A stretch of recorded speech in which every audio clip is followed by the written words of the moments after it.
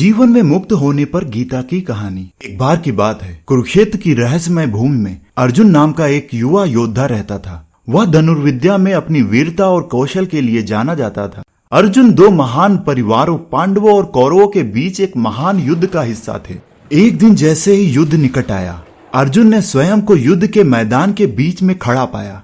उसका हृदय संदेह और भ्रम से भारी था। उसने अपने रिश्तेदारों, दोस्तों और प्रियजनों से भरी विरोधी सेना को देखा। अपनों को नुकसान पहुंचाने के विचार से अभिभूत होकर उन्होंने आगे बढ़ने में असमर्थ होने के कारण अपना धनुष बाण गिरा दिया। निराशा के अपने क्षण में अर्जुन अपने सारथी भगवान कृष्ण की ओर मुड़े, जो उनके विश्वसनीय मित्र और सलाहकार भी थे। मार्गदर्शन की तलाश में अर्जुन ने अपनी आंतरिक अशांति और युद्ध के परिणामों के डर को व्यक्त करते हुए अपने दिल की बात कह दी।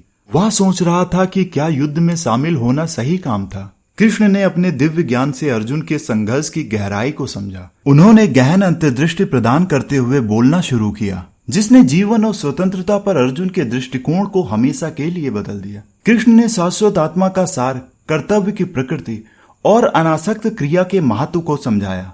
उन्होंने अर्जुन से कहा कि जीवन में मुक्त होने का मतलब अपनी जिम्मेदारियों से बचना या चुनौतियों से मुंह मोड़ना नहीं है। सच्ची स्वतंत्रता अपने वास्तविक स्वरूप को महसूस करने और परिणामों के प्रति आसक्ति के बिना अपने धर्म या कर्तव्य के अनुरूप कार्य करने में निहित है। कृष्ण ने अर्जुन से एक योद्धा के रूप में अपने दिव्य उद्देश्य को याद रखने और निडर होकर अपना कर्तव्य पूरा करने का आग्रह किया। कृष्ण ने जोर देकर कहा कि भौतिक शरीर अस्थायी है, जबकि आत्मा शाश्वत है। जीवन और मृत्यु आत्मा की यात्रा के चरण मात्र हैं।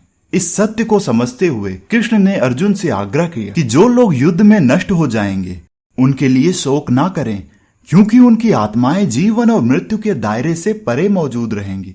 कृष्ण के बोलते ही अर्जुन का हृदय स्पष्टता और दृढ़ विश्वास से भरने लगा। उन्होंने महसूस किया कि उनकी आंतरिक उथल पुथल अज्ञानता और जीवन के महान सत्यों की सीमित समझ से पैदा हुई थी। नए दृढ़ संकल्प के साथ अर्जुन ने युद्ध के मैदान में अपने कर्तव्य का सामना करने के लिए तैयार होकर अपना धनुष और बाण उठाया। कृष्ण की शिक्षाओं से लैस अर्जुन ने व्यक्तिगत इच्छाओं या आसक्ति से प्रेरित होकर नहीं, बल्कि धार्मिकता के प्रति अपनी अटूट प्रतिबद्धता से प्रेरित होकर बहादुरी से लड़ाई लड़ी। उन्होंने एक योद्धा के रूप में अपनी भूमिका को अपनाया, यह जानते हुए कि सच्ची स्वतंत्रता परिणामों की परवाह किए बिना अपने कर्तव्यों के निस्वार्थ प्रदर्शन में निहित है। कुरुक्षेत्र का युद्ध जारी था, लेकिन अर्जुन के भीतर एक परिवर्तन आ गया था।